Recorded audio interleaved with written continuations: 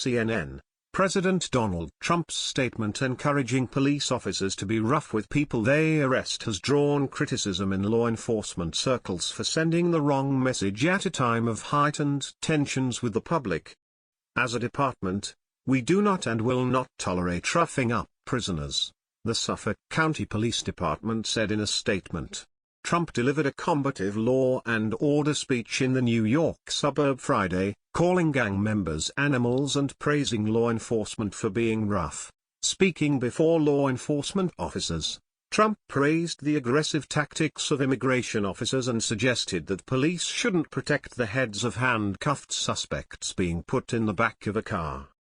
When you see these thugs being thrown into the back of a paddy wagon, you see them thrown in rough.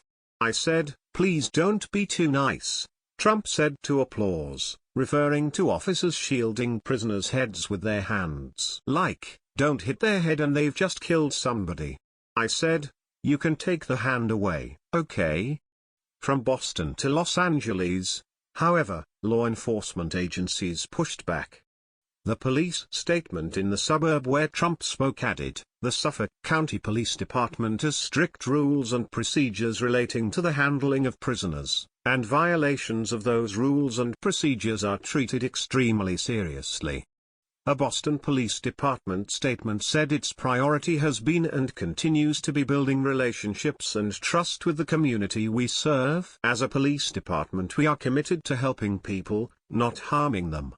In New York, Police Commissioner James O'Neill said in a statement that to suggest that police officers apply any standard in the use of force other than what is reasonable and necessary is irresponsible, unprofessional and sends the wrong message to law enforcement as well as the public.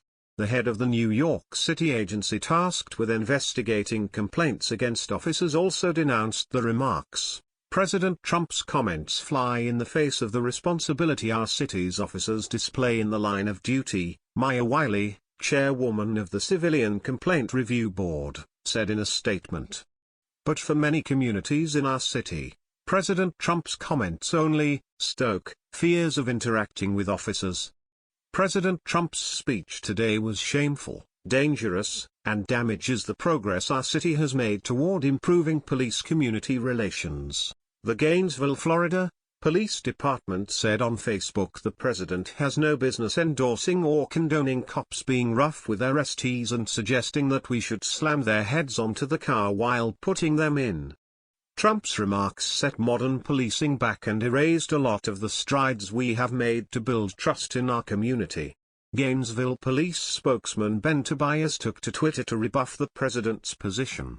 I'm a cop, he wrote. I do not agree with or condone POTUS remarks today on police brutality. Those that applauded and cheered should be ashamed. A Los Angeles police spokesman, Mike Lopez, said the department will treat everyone with integrity and respect. We work with partnerships in our community and continue to do that to keep our communities safe and secure from crime. With the help of our community we will continue to do this. The Portland Police Bureau in Oregon expressed similar sentiments on Twitter, saying that officers were expected to treat everyone with dignity and respect, even when they are a suspect. Jim Berman, the president of the nonprofit Police Foundation, which works to improve policing, said Trump's support for law enforcement was appreciated, but we cannot support any commentary, insincerity or jest that undermines the trust that our communities place in us to protect and serve.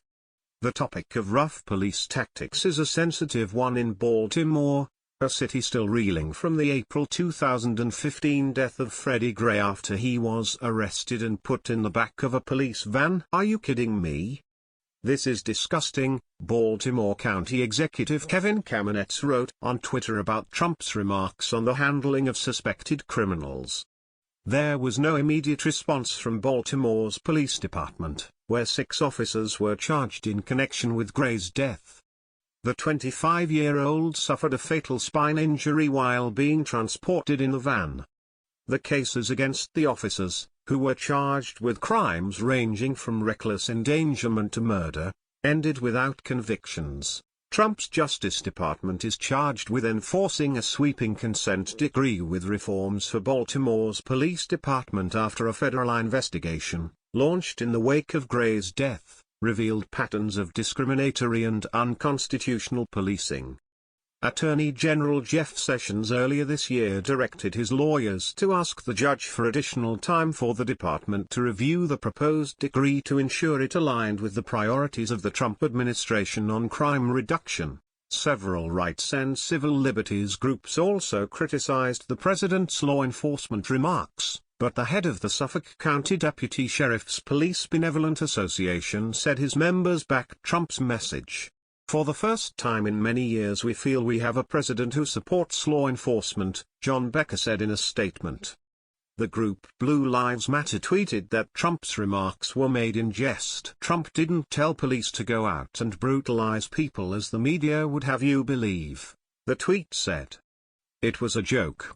Support also came from the head of the union representing Cleveland's rank-and-file police officers.